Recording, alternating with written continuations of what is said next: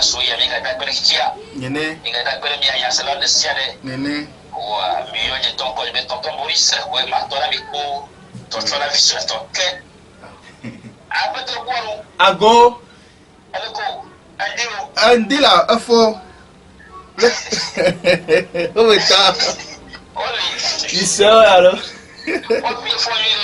Oh, you have me follow, before. Ah, before you le loi. Yo, begavo. Dès que before la loi. Oh, m'avait todo la ore. Amen, non, mais que cosora de l'emea. Oh, mi dogbe na kekelo. Ya chami sona yi ya so blina yi ni sisio kwa. Su bebe te ko ho we tretalo. Asa do ko pela. C'est ça. Ya ko no ko o mo ala ya station dans le ya TV. Nyawe la, na ta bujo nya ko nuire la. Akpe kaka mato akpari kana miare. Nema adegbe na miabe jufiawe. Miabe agunu to mebe agbonugla o keke a jogbese nu fiala ekenwa devia edogbe na olo. Nyemuno be miabe radio RVA ba agbonugla papa join keke ndogbe na mesia mi bobo vicha ndogbe ni. Ndogbe na papa agbeka, papa mawe, papa manyo kope.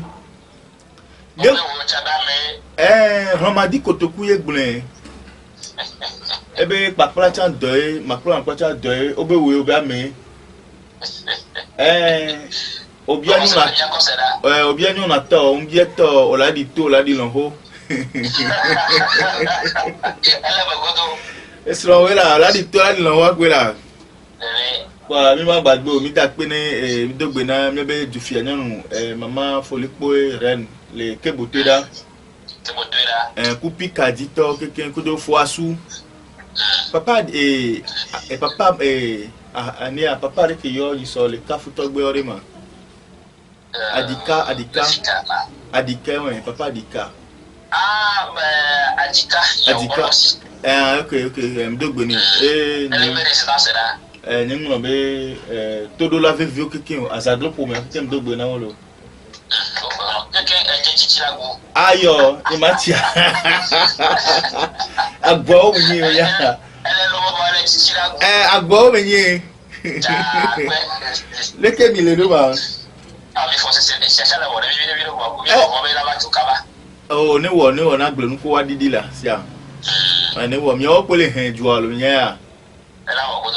Mi o le hen ju awe, mi o to ma no mi agbelita lo ma no mi akeke bi pore. Mi ma gbagbo la mi ona dodo kwade mi akota ni pepe ate yo poro de ko anu fofo mi e o tu la vo mo na me ya do yo kwase ki ona nya so enyo ndo ha veve me mi o kaba ni nyu ani ndo la ko ba le mi rete ni so mi le do jede le kudo de ke mi a le mi be jojo me anu asi o ho le si kude mia do sibere ke mi ngno be mia le ku alo mi gba nya mia be ko tunya wo wa eye pe wo be gbe anu ko yin nu le mia si amia to mi digbo keke nko yin nu togbo tu obi ko na mi so kudo amagbo nti kafa abifogan abido mi pona be wo ka keke na la gbe tontia ama de po mia togbo fiona agbidi la lo me ba gbe fien be si ada bia be nkume to trainer enu patan o ba lo budo jijimi vio gbekule paso yido de ke wa togbo o te pa gbejiti no o no fopa gbalo o zon lo dodo di hihia be ahemedo dia enu patan o ba lo budo jijimi vio kule wa kudo nu ke o ba so do bebleme na mi be hona metori gbona so afide enu patan pe won leyi ke me no to no be woto na nyinu a enyo bo wa tun bo be po mi to keke abo le vo de be gate onibo nka be dola be agba wo nka be nu be agba ba plo awo e to agalesi eno agalesi fufu a gate oni wa dom le oni wo we danu no la du gbati ji wo wo be gbe a le nu ko so do susu me na mi le khosi gede wa panu e we be meeting gbe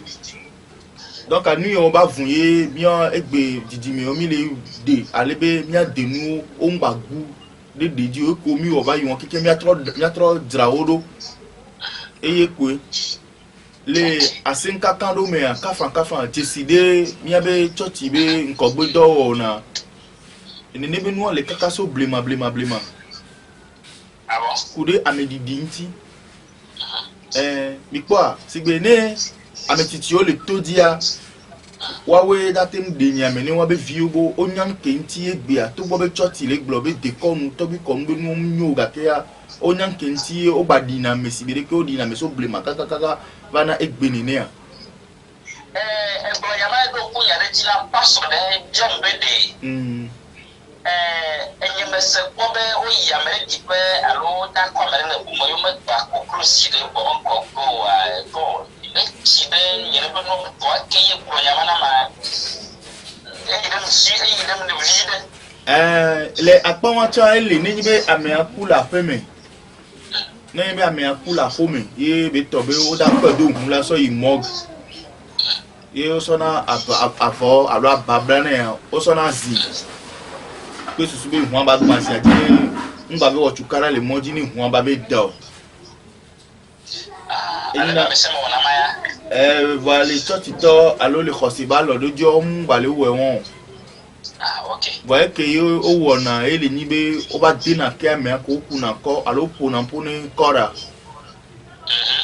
to gbo be mi apata mi nya ba me akuvo d'accord go ba dona gbira le kora ta sibe no di a bi be gome si ke ele ni be no si be no akuvo voyez ba ku na ko la no pompo ke ngba la de ko me la daka me lo na me la baji o gle wala no tro de la pompo wala be ya to gbira do kora ta ma quand me quelqu'un est de louvoa mpo joyi etepe ke be so le togbi ogbo alo gba poto le nti la me to gbo be na me o ko do monk retrieve catcher ne ka so mo ba di chon gba do na gbera do eta ba nde le funu ne ma so de me na todo la veve ni obe o gba no ti di be sa di be khosere pe mdom senate ba guju mi abe de kono donc pour des vies ko bla ye na o pe la ye fuflu me le yo ke won to ba gbele chaka le tenu o bo yo la dogbe la be khona me la va voir o le dogbe la kaka va aw le ma ou le ya ni be mi la no doya ya la no da pa la no fo envie gbe si agbe san ko le kele ba nu kele wo mi ya e pe la gba pato no wo mi ke mi abo be le ton na mi e la ba wo na mi ya aw nle ni ni donc ale mi abe de kon be alodo nu na me kwa togbo pona me la badi maman pona me nde yo nya le blema va gapopo on me tia dana me de kaka voilà okora bibia ye be bani be o ba ona church na me alo kona sida ni na me ale nkeke blane alo amedo no dios kokona sida ni ame adi nde kame gbo ba ona si kokoda ni a enu pata khosiacha le pratiquer ne nebenu voilà mais c'est bien donc amianya donc amianya be fia hunke nanya agbaja hunko nani bayi deke o puna to pani le blemanu o pata ni hun o soso do ko me gbe le subo Israel be ma wa ko amianya ko rebe na mi adenuwa o magu ale gbegbe kaka bo ma po be trace de ko ni mi anto mi bayi ngbe domini mi se mi adoko gbonme ye mi anya be que bonu yovo baba fly na mi ba fini le mo anu il est quoi vivia donc mi aso zondo ko rebe ni be gba porta me gba so pel allo ati de ko la diame okuna ko la diame inu bi akwa la bo be ye di we ni avec di jole me allo apeto ni non ti ba fa ko anyabe na o gba le nyabe de ko to bi be allo se do nu won lo ala bo le ma wa ka fi over olonu o ke ngbo over ko gba abacha to gbo so khosi o ga kia o mno te won ya be wowo o le se mi a donc nde le funu ye be tobe ni mi le nkuru ntia mi akpo be mi anto ko le fly na mi aro ko sino anya tipi to na ya anyigba ya ko ni hihia ndokusu akwe ole se mia mi be xɔna me tɔ de lafi de ke wo gblɔ na mi kokokoko be dava xɔna agbetɔ la ba de agbetɔ awɔ agbetɔ ŋutɔ koe le wli le ne kpekpe mi. Ok, profete Kwano. Oui, ago. Que ya me vale no me kata chama. Me pobe egbe alo egbe me anyi be mi ato bi be tawa no be alo de ko ase mi le tagu ela be egbe ale ya be hosenyao alo ya be sports nyao me ya. Me le be de tawu no constant le ka ke ya mo wa. Egbe ame ye chrétien. Keho Yesu disse a lo que ele chrétien be Yesu dia do café aí ma o bom nene ya nini o mena haro ha be hali vovo mi ate so se poren ekiso e kankaro e kankaro be café yo aí ma o boy wa to makaji wa to mahataji ele so ma chama uma version me laissez. Ok, à l'inition, on avait kasi ora yo to ku ba we ma yo ku ma kwa yo la to yo be ko mo me kwa. Nene Que musulman ha ja be la to Mohammed alo Mohammed yo to chachi ai. Finalement, va ko be conception Mohammed de to cha ba cha pa no me ko to la di so. O pobe na re. Enu benyi ne yake matin expliquer côté on roba enu benyi so do na menami so kaka jobe ole se mia ka franc enu akoni be ne okunu keke mi ola po be maude pem la fide pepe olo sege no so imam gande pepe alo make yin khosebe ta tre pepe ba tam da ten fi ofike maule o sege om date fi ofike l'origine de Dieu om date blono be fi ma o joso om date glena o le chocha ro ben papala mea o da me nya be le yibe amere yo zikere yo to ro ke ti be ba ko ma o fo ka kea be ma wo ade de lo ke fi o le mo re pe ela ti ko yo ela ti ko yo la ti no vi amere yo la ti be la ti ko mo fa be mo mele afile ke pie yo ibe ko aro lo forme le fi a problème le forme elle si forme elle si ndape nous dans le mia be jojo me be nous fait fier me be nous la fi de pepe agbeton to ko mi po le khosi obe enya onu de kia agbeton ko la le pono fifia Brahmi Sole obonabe William Maron Branham edi yo khosi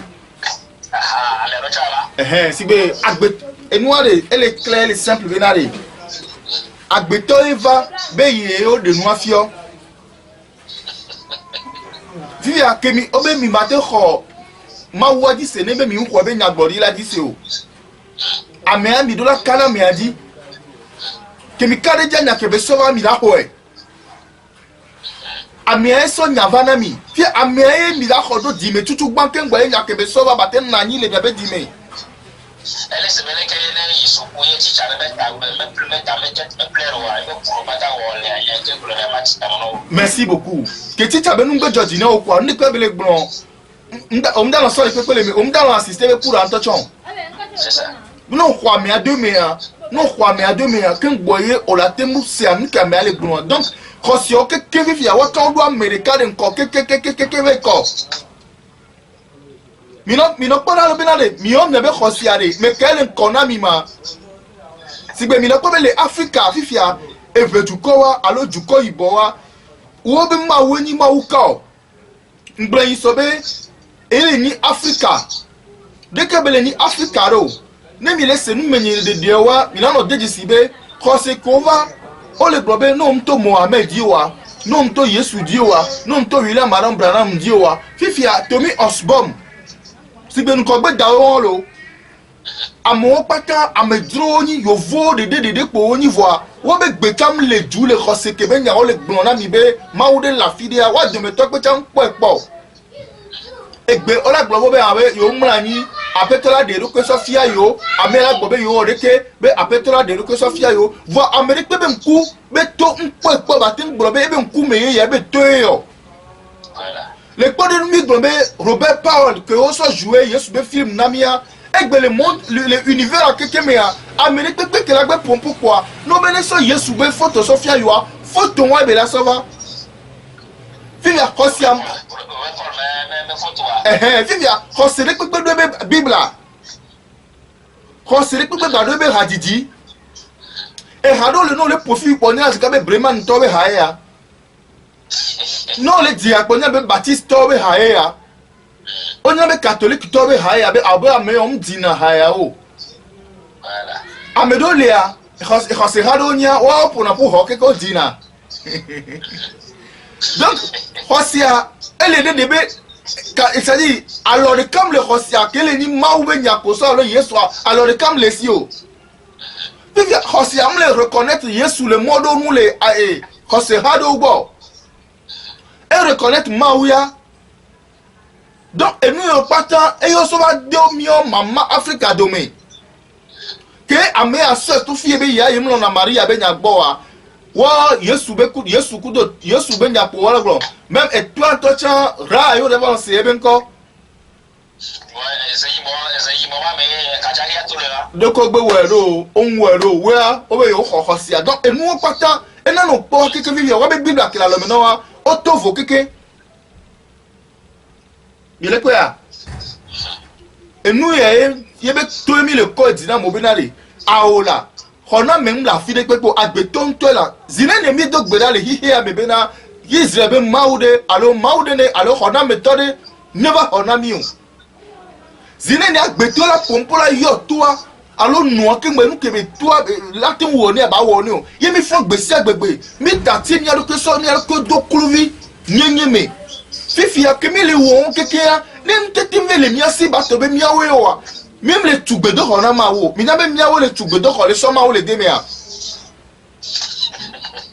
et nous pas ka kwela sa agbeto e osusuare yebe gobe tepe ya se so no wo se sembende ya se so no subosubode ya tuobe khoreke ya kokopeleke e khwamene no reke e wo plan de kakbo yo la so tuobe gbedo ko kifi ko la subole ya funo la agbeto e osusu be yo ko tu wa yo koma wa deme o koma wa zikpe adare me e nu pata pe won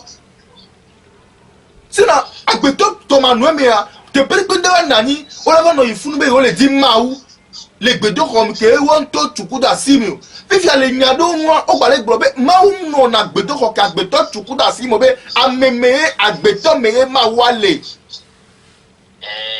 nene ni chale chabre nene ko ça dit mais non le bobe la toi me dit là que me répond ma wale c'est agbeto me tas de conscience into le pomoso fi ame ko be mi la to di ma home yo yesu yo de ke ma agbeto be si be wo kenene a ame be si be wo kenene ne conscience a nyono un to cha o to ke kla nyona wa o to la pok to gbo o be kekeli o la pok mama o be kekeli va e nu ya we flumia me gbeto gedele ki ya me gbe mi tati mi be nyenye o mi boafo ni ya to gbo be nu fi ya mi so me ko so do ya dudu maison monsieur Boris onyabe le yi ke me mio mi fofu mi no be mi so bibla e dogbe da be ma one protéger mi a onyabe ne avare be ajoli ovo be jumia onya ko so protéger na ware ya e chuolo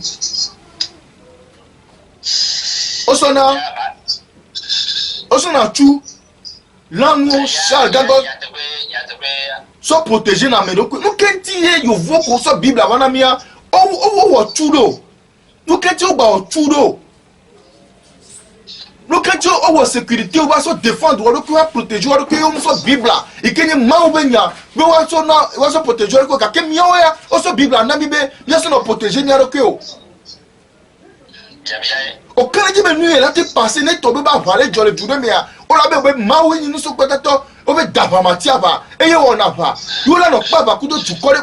bo be ya yo kana Yehowa dia monsieur Boris Mila no kana Yehowa di wo so lanu o so tu shalo o le dape me aw Yehowa e ho gango le mu o le bombarder o mila go be Yehowa le wa pa na mia sigbe ela nyawa c'est agbeto ne nyon le do ko me be na de yo vo so bibla dalo tonto ok yana etojiro la o wa avait ouaté le camarade les 96, 80, 27, 27.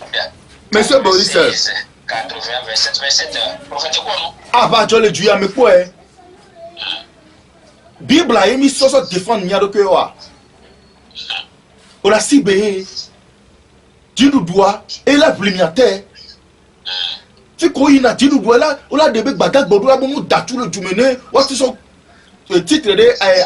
Adjogridana on tient. On bloque. On voit pasteur. Voyons imam. Bon nous deux gouvernements nous a bloqué nous a nous bloqué nous a zamsen on est. Agbeto minanya nyo va onyabe e jova ibe le blema les tobi to do be ngolibe e tu le diga tianya to go zon e tu ame kaka amakoso da dedi o zon kaka o yi o ibo a ti si o gbema ha figa no se won mi atobo o samli ma won be o so ma he die so ma ko so de numero e tu pem le lo kaka o yi o bo so ma fo keme ma ne mi fo de mi no blai ne mi ado kwade ne mi fo de yo vo nto mbura tame yo vo de pepe mi ona ma u kengbe wona pare do da mi olo yo vo de pepe mi ona ma u kengbe wona machine gago do da mi mi pora jijo le nti le fi olo yo vo fo gbese gbe le butame le wonde le butame le won le créer nu mi o mi fo gbese gbe be o ma u de wona mi esikole pour le khome la nu tete la ko be elenvi le mia ne lenvi le mia adi ete ba pa ameze me ne zeme ba fio no ma no hono fio a o la ma no tebe no be maula wona ya elenvi no si ama mau de pen dawo yesu ntom dawo agbeto ne nyon le doku ba nyamela de ni de Yehowa da le ba gbe mi gbo be Yehowa le ni nu de l'exister yo ne mi se mo anto comme o be l'éternel là ni nu de le vivre la te bombe ni Boris ya ni objet ya et le ni sujet yo alebe ne lebe seji ne lebe se ki jimi ya me to mi le eye mi le ko fofo ne eye mi le mo dalo bo ya ele mi to mi ya me glo ele agbeto ye do maula monsieur Boris c'est agbeto mi non c'est agbeto ke mi le nyame ke mi nyon ware e nya pata be vo dada ko ya ne le ke mi ke nyame ape jope a meke tutu agbeto ni le agbeto be jojo me ya me kuma buta me la yonde pe jobe afire be mawola agbeto nani wo susu dum ko na me mawo yo be hona me to la agbeto e du la ok prophète quoi non monsieur Boris me kwesebe ni be ele tutra mi yesi be mia anya mia no kuwa taminyo ya yire brele papa de brele fi anyi chore ya be egbe bora mo kwa o mo tona ju be ko ne ni be ele brele be mo be mia jisi mia no kuwa amadu dia da sele wana do me vibe yo le fi wa download yo toji yo poleke yo pore asi okay wo ya globe o le un peu habile ko côté yo kaba vo ka fi mas bobo to astim asenya me no nyi de aro mi akponu kan dole no me ya ela chumbe apotu to ado la nai mi ya wonu kuku so kuku d'accord la kechalo me gbe ni akponu yo wa de to ndakpe jama me ya mi ko ro me ka pe ma sebele ke tsi agure ne ndakpe fofo agbeto me ponde pepele la okwa si bebe mi va do nya de me so be agbeto amegbeto agbe abeto mi no sadi mi ne mi le senya ti won be agbe abeto e nya agbeto e so be e to de pe ngba firi na me so wi nto amero be amegbeto o quelque chose comme ça o te zanya gbe won agbe abe jope agbeto me bele monsieur Boris mi nyande pepe tovo na jojo me ai ke nyato bi o so we mo anigba ya po ndokusu ke la ya me ya aya popo e to sisi e poli nyagbeto nde pem le geso di tovo na ndokusu ke le do agbeto le na so agbeto o le denuncer le me ya tovo bo aglobe ma ou de la fi de la wa we olo mi le pon pepe gbelo Ok, pour te combattre le Bible, on a mis y avait dans même ça ya. Ma ou de mauvais manager ne Israël tu as rabet paro. Ma ou que de moi me pe balebia.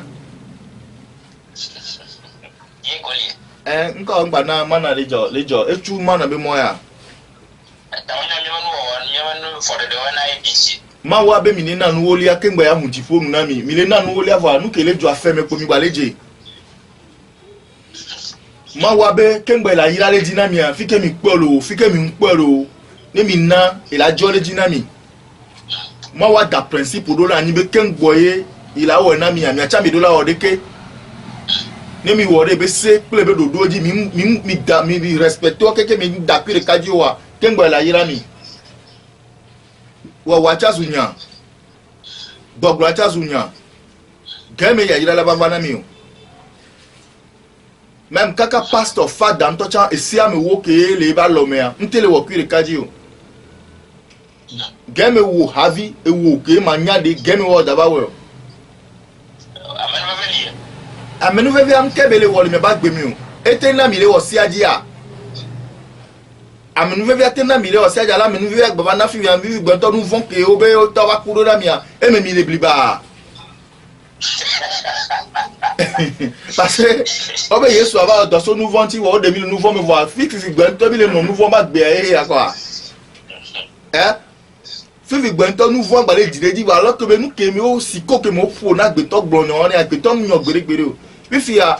enu kono la on tom tele wo si avec le corps et quel ni wo havi ma enu on pata ni mi le ni emi apo be na de e won aye fufuru na gbe to ko be mi a onu ni e be dipore la fide ni va kuwa ele si gbe kafra o plende o sonde so wo do pleuvoir enu le carton mo nyan ke be ni o va ke ngba ba ko be fake c'est agbamba va do gbo ke mo wa nya be fake go o se me a voilà si be ne bi o be ne bi va kuwa kengwe awo Yesu agbona voir togbo ko va so ejude benife apeve alo epe apere ka alo pe ala fama demi-fie ya watch all le seigneur alo sibe enyan le divivi be Yesu be va via 2022 memile alo monsieur Boris game ye Yesu adaba vo nkono la petom date glena o oyan kentia ameko ntocha le bro be gbona ntocha be nyan kekekiti la bo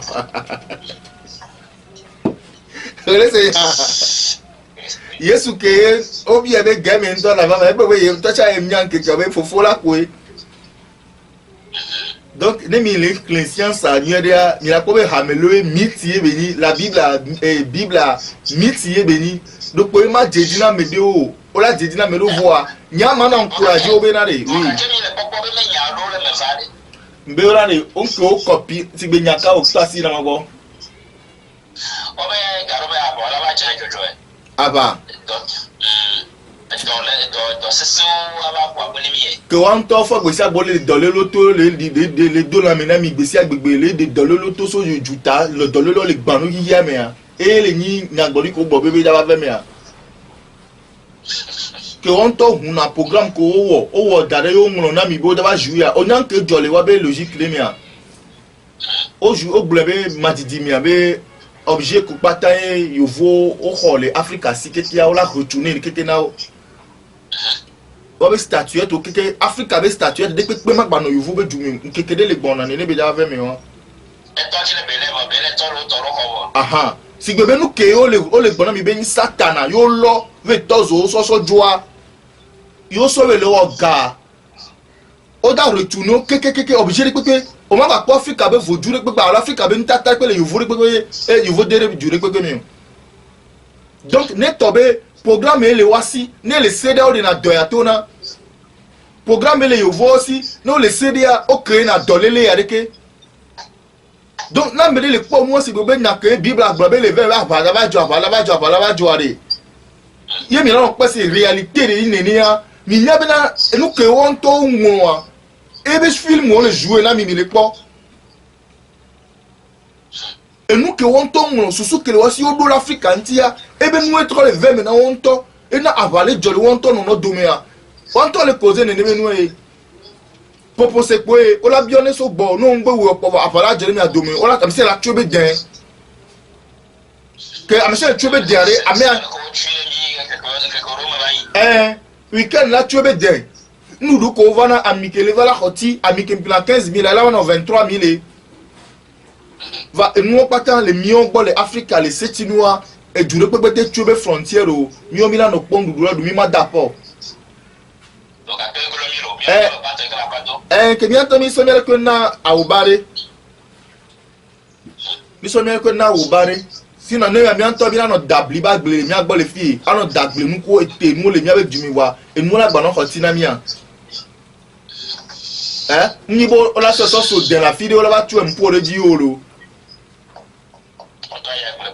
ah gbe ko avec so ya donc on a pas de benade ne mi anto mi trop de mi a de nu nti bo hu mi anto mi trop de mi a de ba gble ni gbo nti ye mi po ne be ndudu be ko adoma gba o mi le mi a de ni gba di o bi ko ya adoma gba o mi o re parce que mi anto le dagbele ko le dunu donc a mi gble po de be nya po de be kafra do mi ne bi le gbo mi mangro be yo vo be nya yo le gbo na mi yo vo ni Yesu a mi mangro bo mi mangro be yo ne mi le buta be o de ke yo vo la ba da mi bodo ma ne mi le bunyan ti papa mi la nya be enya plo mi ya fi de gbo na bo e fe gbo ni be na mi nya egbe be ameri pe mi le du ya me egbe la ten to na mi be Yesu be photo ele ni Robert Powell be ntinyo mi nya nene voilà tobe bo mi le séa quand il y a mi do afile tobe mi Yesu an to che mi le séon donc ne nous ya le nyomia ndo kusu balo bala pe la claire green ba jina mi ma wude la file mi double bi do la gele ta be mi on lo monsieur Boris nature en toi de mi be se hiya ga kwa mi la c'est nature a gomi nke nae o la so mango ya bati kwa mango ya latino deux palo greffé ya o la c'est gomi. Il y a des comme ça. Il me dit ça, Atia, Chalatia, Antigbe de Goupa, et Nana Free, mais là c'est comme nous que Nana Nyom, pour nous sur Dogoa, nous que Benana Mila c'est comme Jojo Mia qui la béton, mais nous la fille de Beko. Les filles qui me va les pommes, mon bain fille, et nous la gueule la fille, alors qu'on a mais n'a pas fille, faut nous mêler ces mille, mais son y'a que deux couviateurs de nous qu'on a béton, bah les hadero. Owe, Owenga Naglori. Oh so kaka blema mle neni o minya le de nya te pe nya o bona bobe ma o profido adan pe babola ha de ni ona le kwa ke o va so nou voir ke agbetoare mais ça mi na gbobe o san ni ona le na ku san nu so hara de a an kan na gbegbe agbeto gbale ha de bo be ma o so nou voir ka agbeto est-ce que koko to ko ke ko ni la wa isi ayire Fivia ne to be ma ware soso ke be ma o be nya ro ma hondo do be ma we ko ma wam le ponu mra ina mi ore ok le comment te groele ya ya de chali be ti ma dia bio fa to obe ma obe chochote le voix le no kukuru no se fia do me ya me va ko be won yo àwọn fo ba nu sile to na ni karo me a dade la no to bia alo na do la ba amuro la to de be bia o wa le pe no la pasa gare va icha jojo me a ku wala iba inti lo bona iba yinu me to le bia ko le be be ke ba to ke le fiba alo ki cha cha me puissance alo ki cha cha do do cha le to ke dia fike mi la ba nya le benale hihia e ko enyi ne pepe agunwa de e won mi la ba nya benale nuko agbeto wala ni gbe adia e be fetu be pona e se ke le klo hihia agbeto be didiyan be se le klo hihia ela be le amoro man section mo be se exemple le ko be mu de wona be ne be nyon fiale ela TV alors les soins qui vivent ou à kaflanté vivant doit me collecter de tout quoi il vient à quai et au gaba tu veux quoi quai mais le télé quoi il vient gaba tete fima yeti chalo la globa et ya yo me se comme yo la se yo la tie comme et mais toi il y a la tête sur au gaba il s'en dans la go voyez teƒe beto nɔ alo menye teƒe beto na wo. Wobe va yi ne wo va tsi enukua wo kana me le bokɔwo gbɔ. Nene. Ke va yi me kape va le nya be nɔ be wo va le nyɔnu tsia kpe be yi le nane kpɔ la be nyɔnu tsia ɖeka kpe la tsi kpɔ nyama tsi. Nene ba mea kpe la tsi kɔ nene be nya tsi nu ke kpɔ yi le yi kpe la tsi kɔ tsi tugbedze le gbɔgblɔ be yi be nya nya ɖe ke le nene nya tsi kplɔ wòkɔ le wòkɔ nɔ tsi ɖo ne be yi nene yi kpɔ kplo nɔ ɖe le dzadzado le eviawo ŋuti ele se be le ka akplɔ va tsɔ kplo vi ɖe voa ye enɔ la le dzadzado be la protege viawo. Fi ma me nu kana le gblɔ be yi le nua kpɔ vɔ yi me kɔme se o vɔ be yi la le be la nya nya ɖe ƒo esi. Fi ma nyɔnu via ma le eme ɖo le gble va ŋku ɖo dzi be le ɖevi me ke la nene ye yewo va yi agble yewo ƒo do ɖea kokloviwo va yi me. Vɔ yi me te nya koklo ne kokloviwo dzo va be yewoaka dzoa wotɔ ge ɖe me kpɔ ye kɔkɔ ɖe kokloviwo dzi. Eye kokloviwo ku le yi me ɖevi me ke. Vɔ ye ya gbi eva tsi. Vɔ ɖeko yi me nya be xɔ Kristo me ta menye xɔ Kristo wo la tsɔ gbi. Vɔ egbi ye ya va tsi ye nene ƒe nuwo va de dzɔdzɔ le tsi tafi wo yi me tsi be kafi wo va ke ɖe le ƒe nyɔnu tsi. Ɖeko yi me nya be xɔ Kristo. Alo sɔ ba gbe na Yesu. Monsieur Boris. Nya ya edo nku nya de na le si be ke mi gblɔ nene edo nku nya de nam le xotsu nya de nu le tu la san.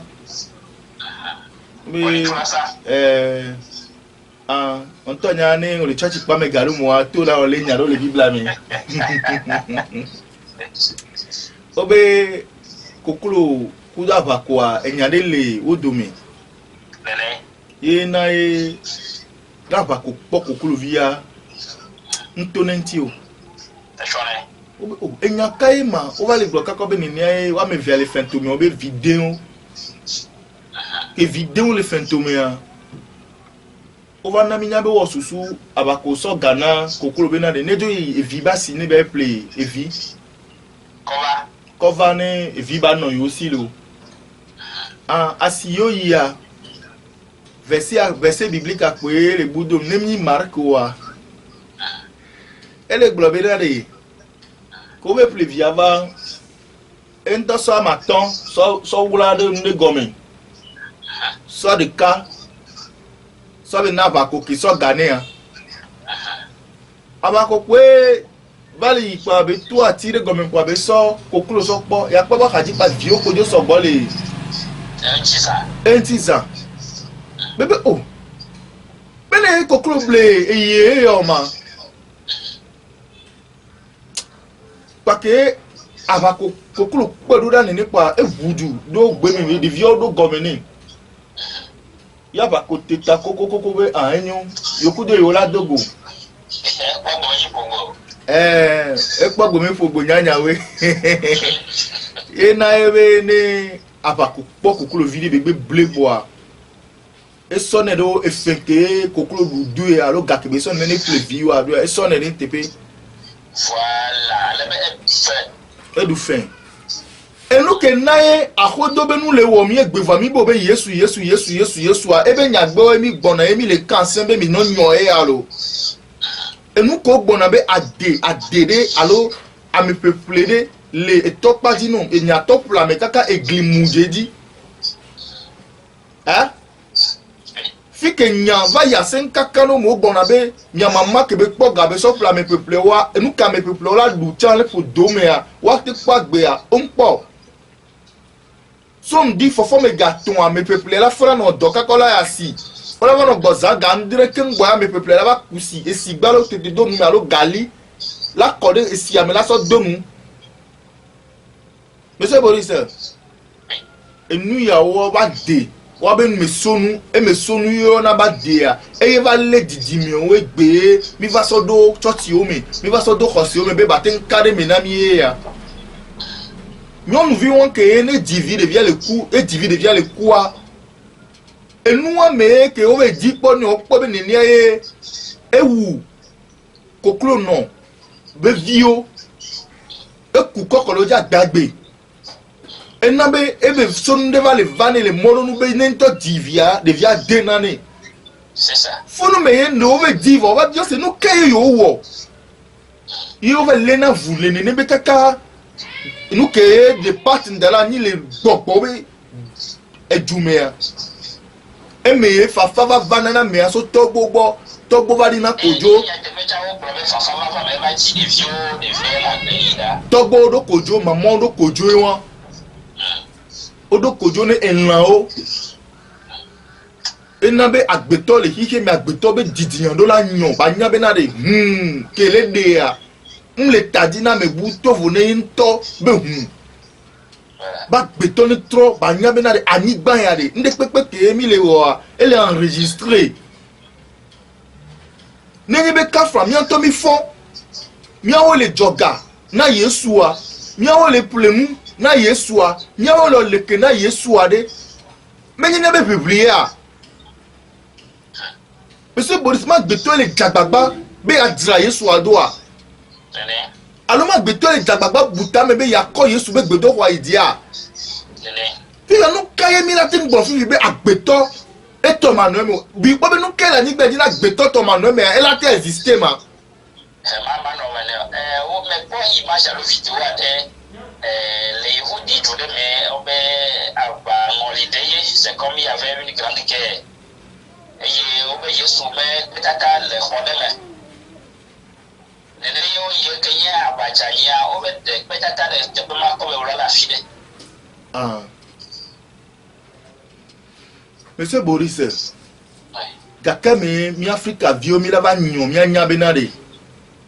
Mi aweni hihiabe agumu, kona mea, mi awe. Kafran, ne mawa, Israel mawu sokena. Ni mbibe ne kudo be agbenono, alors eyi ke mimi le tegbe le duya, me obe kona me de la fili mawula rewea. Ni mbibe mi la yo ezeveze toke mweyo. So kaka ke mi le po domene mi le alito mene mi adila wa yo choto yo lo. Ko npo wa gogo mi adila wo bo ani to bo wo nono me de be va ni fuolo.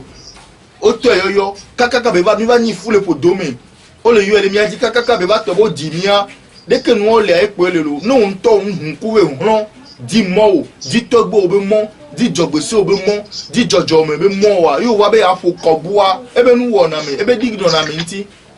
c'est ça donc mi o mi la gba poto no gble va se ga ke mi la tro de mi ado kwenti ken gbo e mo ke di abate hunna mi e fende mi atogbo dua mi awe le tuya mi atogbo gble do me ni la ni na mi a ni atogbo nu e dare na mi a ni atogbo barare dare na mi a e ka ni atogbo dare na mi o e mi le bénéficier o kafra mi gbonade ne obe Israel ma o ba cha ndoli na nom de famille na me olo nom de famille ke togbo oni satana to afa chao as amuzu afa ugbo yareke akapoa Israel ma wa mdom se dolina nom de famille ana moro miteno globo e dolin tinyani e tron tinyani lekem le sa ngbale niniu e va trop pa gbeye yede va nom de famille ya e hunkele la mename a ndoline olo voilà agbetone nyole do ko be ba nyabe mi le gbon adebenya mi le gbon ahodomenya mi le gbon edamenya be enu enyi nu ko esomona ebio kakaka so mavoide mavomea adebenya la banani o denu du mena no vi obedu be kuwa e ba de la ba leo amedome po viola dun le ayako la fodo nu wa e la zo don lele na we gbegbegbegbe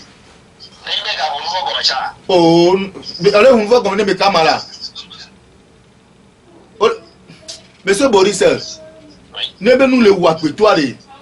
agbeto ti ne be mo mi le sia kike o amole church ko mi o le po mi yan kejo amo fi ajogbo do church ba wu na o haji ha ba wu na o lo do church wa na lo po do na kaka ne church apake mo fo na de ba glo ale ba du fele da mareji o fele leji ahodo am le de mona o la voju ahodo am le de mona o amedo wale no so no ya pasteur alo fada ko va yo no bobo o ba le va church ya pa bobo no na home vide parce on le va church ya onu on te le wa hanu nu le wa si o on te le wa london don le wa si o moment que me amagbe dans lo poni moment que mo tite bo la be wa di ha moment que mo gbe na ila zigbe me o pa ame alo afojo la de funu kata se ka ke mo o ta si church ya lo quand on la connaît ba nya ta ne ba gbe ya medo wa o no na gbe do kwa ma no foju ya fo kaka e ha o le di o asipo le po foju agbogba ba na o di eni agbe to le po nu o ke wa agbe to le yan be na mi abe mo to funu o mi abe mo to funu o no ke mi atogo jesi no ke mi mo desi ya mi wo dare ahodo ti gba lo bibi ya ba gbe mi ya agbe mi le kakado mi be yo we awo mi be yo we awo figa mi va bono wa son kekere ka wa dra yo ba gbe mi do ne ma o ke be mi khose ne mtel tro me ben tinan kekere ko me le ye pesia pe kaka be va na fi mi le do ya mi be na nyo mi va lu kele wo mi egbe ba le wo mi fifiare mbona o va so do susu la mi be an mi gbadua ya kuta mi le po di po fiare pe ne mi gbadua en gbadi kakacha di ma ou réserver di po fiare pe dare na mi bo wa yira mi ame ko da hele gbogbo me ya ela be mi ato en di po fiare pe ya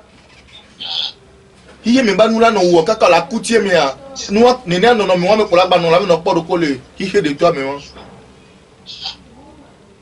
Monsieur Boss bien na fa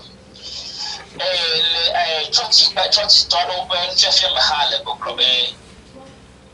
severe nu yimbe gbe ko zara bene e pale la nye yo be karma mi ma pi obede le mi ben no o mere ko mi nyala ke pasome amerique wala de ye on va reconnaître be ye chago no fere ji o la régie on a le il doit tout décider il doit lui le il est intérieurement tout décider alors on met tout décider peu importe et deux décider ye be e se bebe nu kebe wa ebe me so nu la va ko ba nem deux décider wa et on répéter ne kaka va se ka me deux décider ke ngbo la stopper ni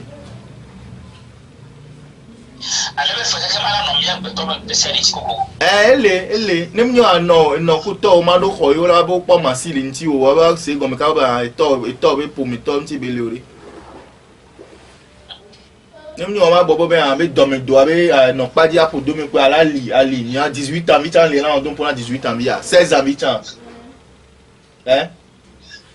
Monsieur Boris kako di de bia o la be nkuvi na on de funa de bia bo titi pe o no na nkuno wa keken yo bo be wa to gbe gamo be de e be pa gbe to la glebe so mu so gbanku ni ya mi a ti do ko kaka to so nku no odidi me bi o kika nku pede na funa wa e mi na be no be yo bi o confession be yo hu wo me yo oreke ya mi an ke ti o ni le ni a so ke na o la na he mi la si gbe di be o le punir mo wa lo jidudu wa lo la odudo bo le ko le condamner me wa mo lo afia univers mi ngle na ku de o nde pepe ke mile okudo ma mebu ami to ko mile wekudo no o te pon la nigba be dapa e pon de brief fi no osia no koko pon je la po be gon me bene ti anigba o violer loi le funu no ndokusu le hun na me de som le pon ba apo be le violer loi le ka mo la po o ndokusu hun ce qui veut dire be o na be ne ndokusu hun a bring manana ni o voilà on avait ne ndokusu do jezreka bedi do keke didina on ne ke ndiga sire ke alo ndiga ni o te fomi afin on a tamani zan di mo yo on wala nu ya zon blemanu benye le lamenami e humenu benyi e mi ato mi blevibe a yo la confession yo le hunuve ma we ni bran poto e oreke no ve gbe gbova o ve gbe so gbova o ve ma we ni e so ke na lo ele na sina me ko to ke mi ato mi na hele komi e vio do me va le gbe na mi ki ke me va le do ya do mi ya nya kokobe baso nyua mi mdane do agbeto di budi so mi atasi mi anavio be rekio mi kwera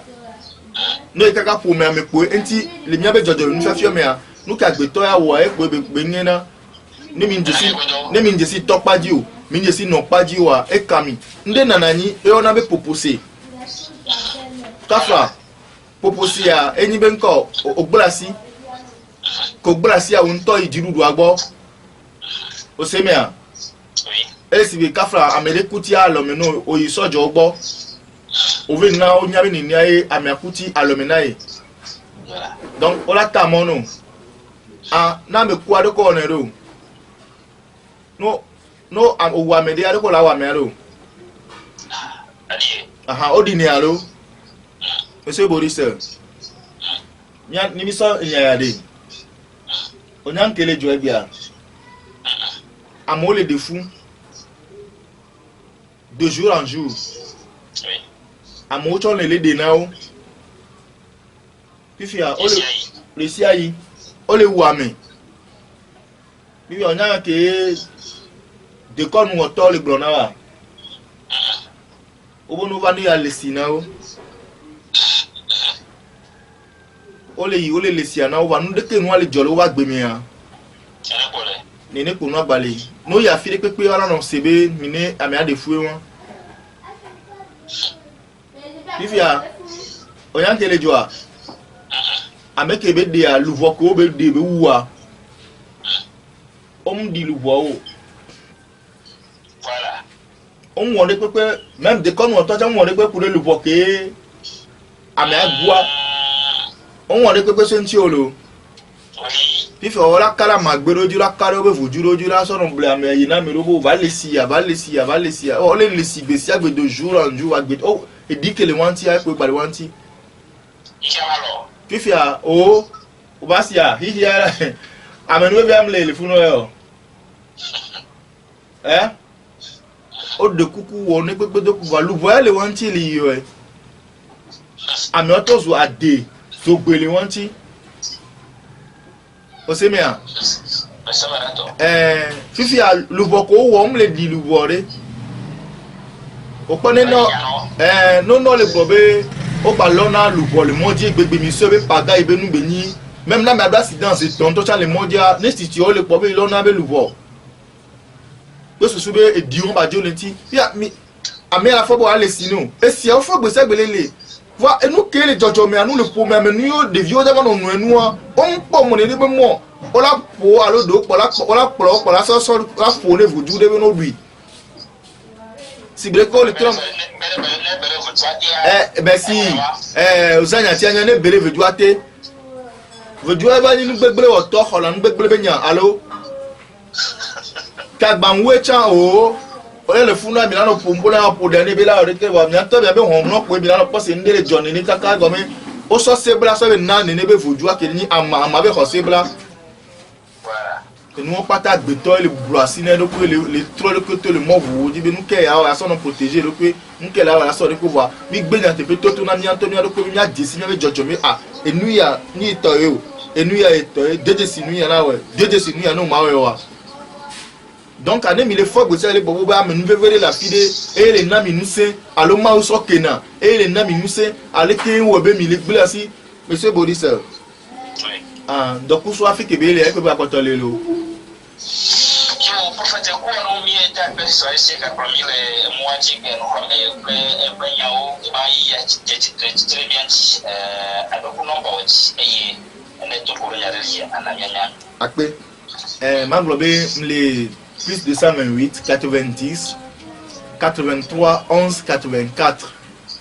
allo 99 46 05 40 numéro VOA milate kede ntini jojo me nufiala e ni wona o le miasi hame ke mi la wo kaka so no to mi be jojo mi ìyàwó ele yin nkudo dinu ne mi abe o be togbo wa mi ngba digbo o mi ngba gbe kodona mi adenu o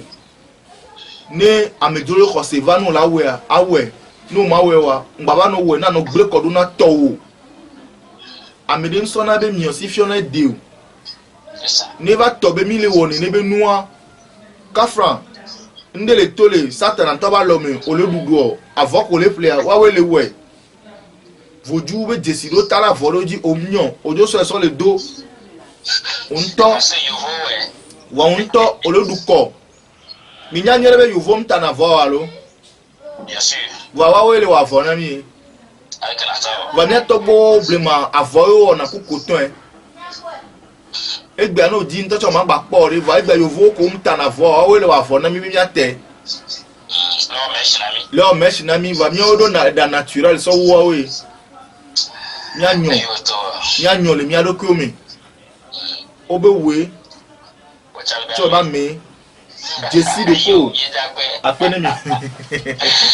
yo mi ta pera pro de ko no chulo ra ke mi ta pera yo be to di no lo do to di sere ni mi to mi a te le fia mi yo me to to se patara ki kele jiji na mi bye bye